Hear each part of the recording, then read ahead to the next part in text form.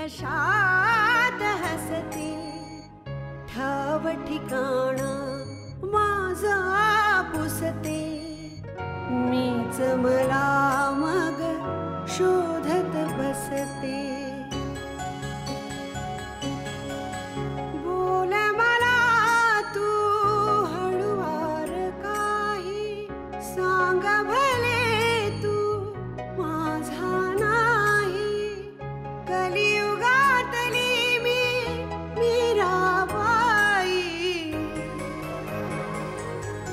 मौनातले हे शब्द बोल के तुझ्यानी माझ्या ओठी हलके असुनी ननी अश्रू पोरके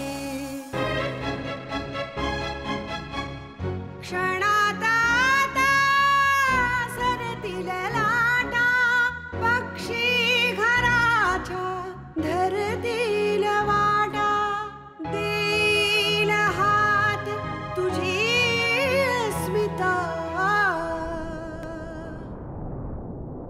अस्मिता अस्मिता अस्मिता आपल्यासाठी सवत आणणं ही कल्पना खूप फिल्मी आहे. वहिनी चुका कर पण काम कर. ते मरू दे, यायला उशीर का झाला ते सांग. विषय बदलू नकोस. अर्थात मी ऑलरेडी वहिनी दादासाठी बायको शोधली आहेस तू? जो काही कंपनीचा कारभार तुम्ही तुमच्या मुलांच्या हातात दिलाय तो माझ्या हातात द्या, मग बघा मी. हा, कंपनीची वाट लावतो ते, हो ना? त्याचं चित्रण ते त्याचं एकमात्र ट्रम्प कार्ड आहे. ते शक्यतो आम्ही समोरासमोर येतच नाही. काय समोर आलं की भांडण होणारच असतं. मग तर त्याला अजिबात टाळायचं नाही, कारण ते चित्रण मिळालं म्हणजे संग्राम संपला. ज्यांच्याशी कोणाशी मन मोकळं करावं असं वाटत असेल त्यांच्याशी जाऊन बोल, पण यावर बायकोशी चर्चा कर. कारण तिला जर कळलं की तू बाहेर कोणाशी काहीतरी बोललायस तर तिला वाईट वाटेल, आवडणार नाही. नाही बाबा, वनिताशी चर्चा करणं आता अशक्य. आता फक्त तिचं म्हणणं मान्य करून दुसरं लग्न करणं हाच एक पर्याय उरलाय. मला एक सांग, मनापासून तुला असं वाटतंय का की दुसरं लग्न करावं?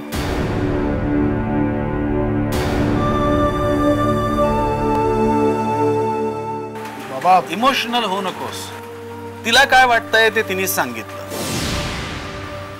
आता लोक काय म्हणतील म्हणून तू हो म्हणत नसशील तर तसं नको व्हायला.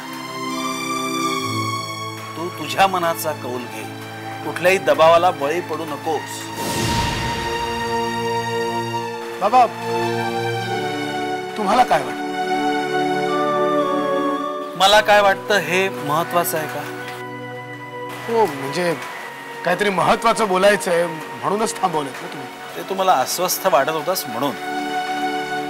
सांगा ना बाबा, तुम्हाला काय वाटतं?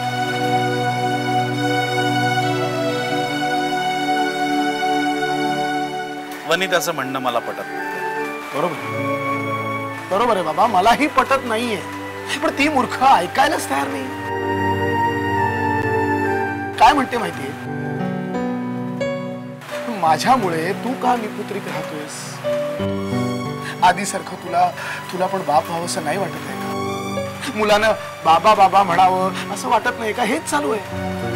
अरे मग एखादं मूल दत्तक घ्या, ते पुढे मोठं झाल्यावर तुम्हाला आई बाबा म्हणायला लागेल, दोघांनाही बरं वाटेल. नाही बाबा नाही, मूल दत्तक घेणं हे तिला मान्य नाहीये. तुझं स्वतःच म्हणजे जहागीरदारांचं मूल होऊ शकतं, तर मूल दत्तक कशाला घ्यायचं असं तिचं म्हणणं आहे. पण समज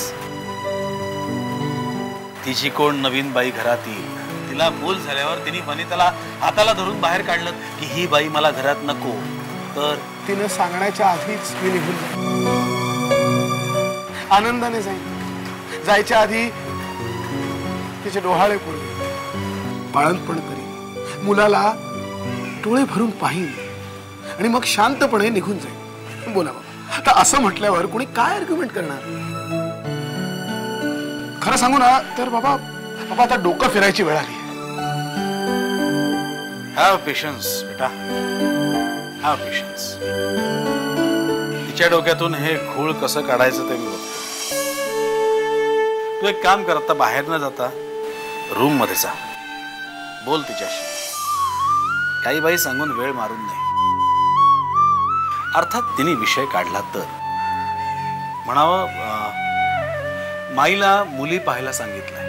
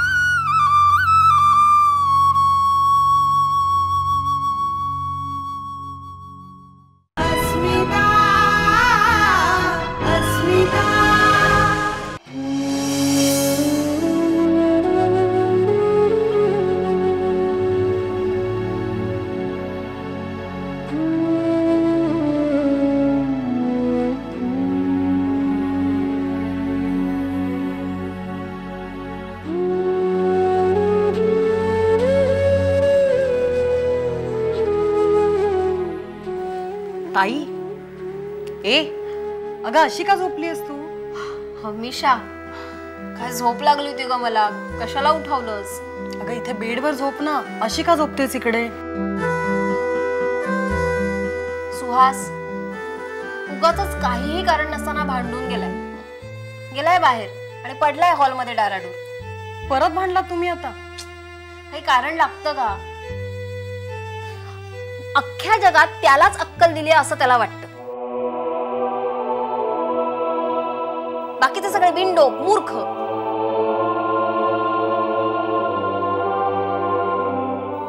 सदानकदा अभि, बाबा, दादा सगळ्यांना तो शिव्या घालत असतो.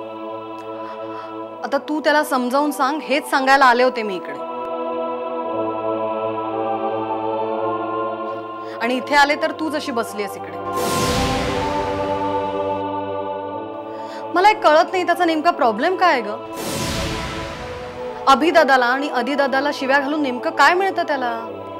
त्याचं असं म्हणणं आहे की लायकीपेक्षा अभिला आणि आदिला पगार आणि पोस्ट असं दोन्ही जास्त आहे.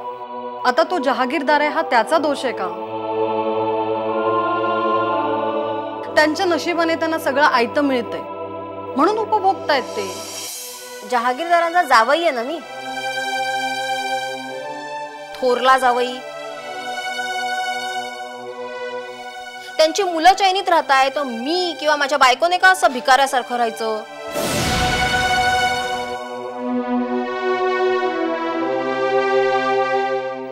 मग तू हो ना श्रीमंत, कुणी अडवलंय त्याला? बाबासाहेब जहागीरदार मला एखादं वेगळं युनिट का काढून देत नाही? असा सारखा तगादा लावलाय माझ्या मागे. मी का म्हणून नोकरी करायची? मी जहागीरदारांचा जावई म्हणून नोकरी मागायला गेलो तर मला लोक नोकरी देत नाहीत. उलट मला त्यांच्याबरोबर बसवतात, चहा पाणी पाजतात आणि थँक्यू म्हणून चालतं करतात. रोज रात्री हीच रेकॉर्ड मी सतत ऐकून कंटाळले.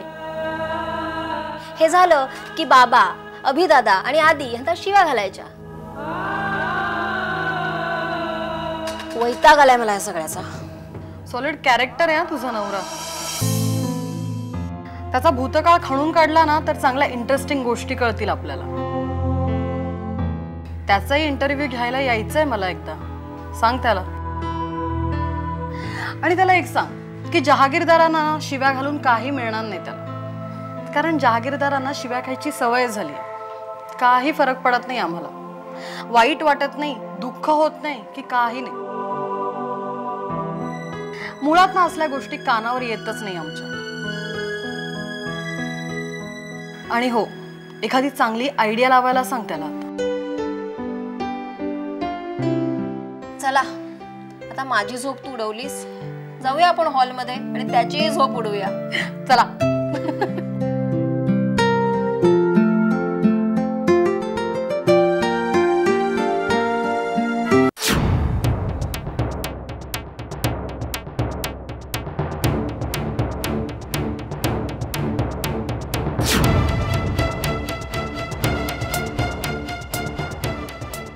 तू काय मला तुझा नोकर समजतोयस? ताबडतोब ये म्हणजे काय? निरोप मिळाला म्हणून आलास ना? माझा नाही, संग्राम शेठचा तरी नोकर आहेच ना. ए, आपण कुणाचे नोकर बिकर काय नाही हा. आपल्या मर्जीचे मालक आपण. जिथं सुपारी तिथंच.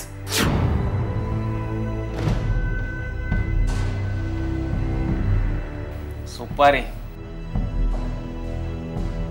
सुपारी सारखा कुठून काढेन? काय रे, जबान जास्त चुरचूर करायला लागली का तुझी? साला आतापर्यंत संग्राम शेठच्या तुकड्यावर वाढला आणि आता शेठलाच. हो भाई, गरम कशाला होत आहे? आलोच ना. नुसताच हात हलवत आलायस की काय खबर आणलीस ते बोल.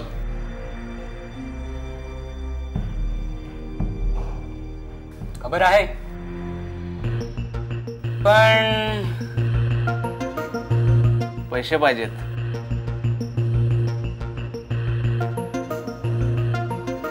कसले? खबरीचे? साले शेठ कडून माझ्याकडून पैसे उचललेस आणि वरनं खबरीचे पैसे मागताना लाज नाही वाटत तुला?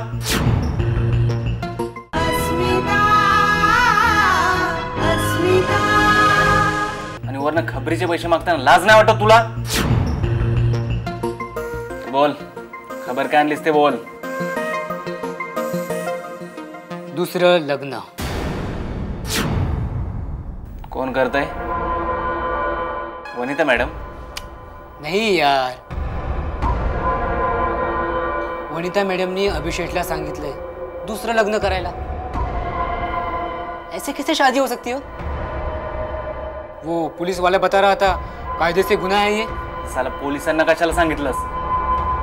हो भाई, मी त्याला काहीच सांगितलेलं नाहीये. मी बस सहज बोललो. आपल्याला हे शेठला सांगायला पाहिजे. नक्कीच काहीतरी गडबड आहे.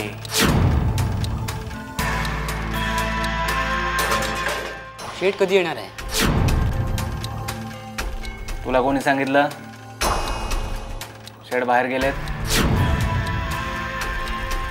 मी खबरे असलो ना तरी माझेही खबरे आहेत. शेठला सांगायचं ही खबर सत्याने दिली आहे, नाहीतर क्रेडिट तुम्ही खाल.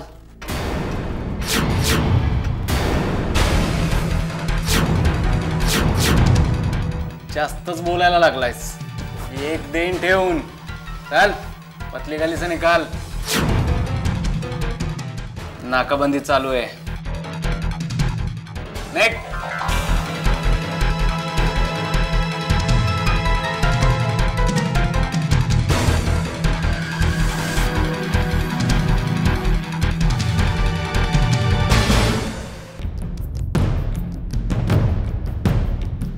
जय हो.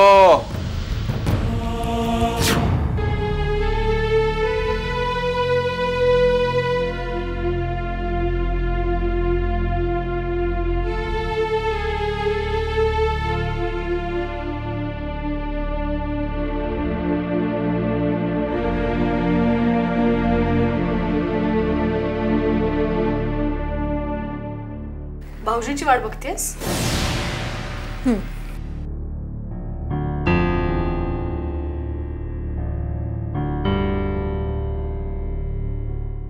बसू का? मी एकटी शांतपणे बसलेली बघवत नाहीये का तुला?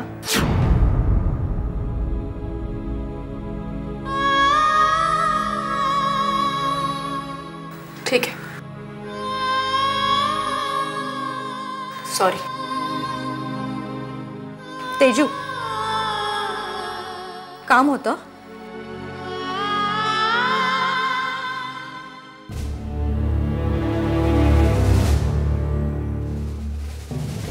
नीट बोलणार असशील तर होतं.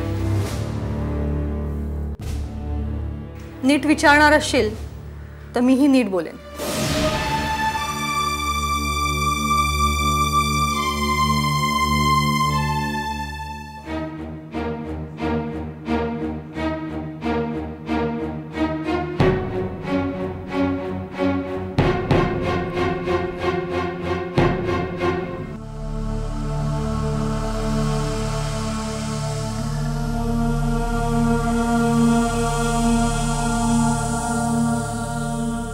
वनिता, आपल्यातलं हे भांडण अजून किती दिवस राहणार आहे?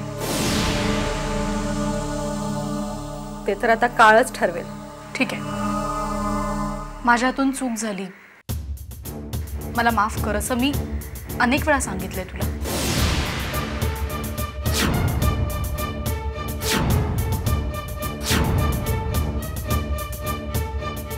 माझी थांबायची तयारी आहे. कितीदा तेच तेच बोलणार आहेस? आणि तेच तेच बोलायचं असेल ना, बेटर गेट आउट. माझी वेळ आली की मी जाईनच. पण वनिता, तू भाऊजींना जे पाऊल उचलायला सांगतेस ते चुकीचं आहे. माझी आत्तापर्यंतची कुठची गोष्ट तुला बरोबर वाटली ग? तुझ्या नजरेतनं मी सतत चुकतच असते. तू अभिजित भाऊजींना दुसरं लग्न करायला लावतेस ही गोष्ट खरी आहे? हो, त्याच्या नुसती मागेच नाही लागलेली मी. त्याचं लग्नही मीच लावून देणार आहे. आणि मला कळत नाही, माझ्यासाठी मीच सवत शोधतेय. या चुकीचं काय आहे? अभिजित भाऊजींना हे मान्य आहे? आत्ता मान्य नाहीये, पण कधी ना कधी मान्य करावंच लागेल ना. आणि माझी थांबायची तयारी आहे. आणि सवत आल्यानंतर जर का तुला असं वाटलं की आपण जे पाऊल उचललं ते चुकीचं होतं तर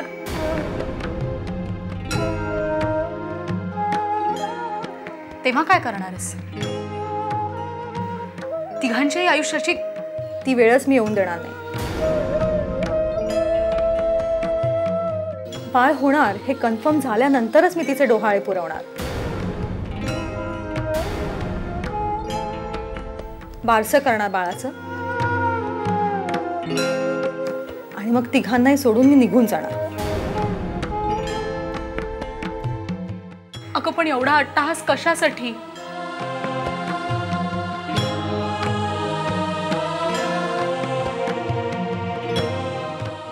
तुला ही सगळी प्रक्रिया खूप सोपी वाटते का ग?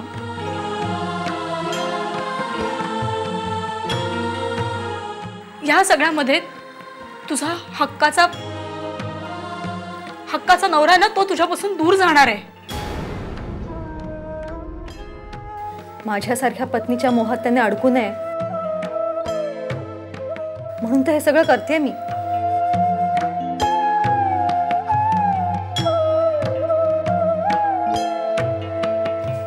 एकदा का बाबा म्हणणारं मूल खेळायला लागलं ना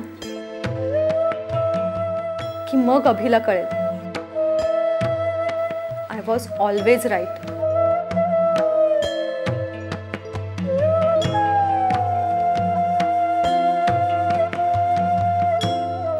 पण अभिने बाप बनलेलं तुला आवडणार नाहीये का?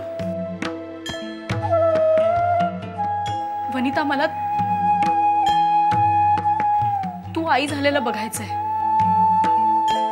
त्यात मला जास्त आनंद आहे. ते आता कधीच शक्य नाहीये.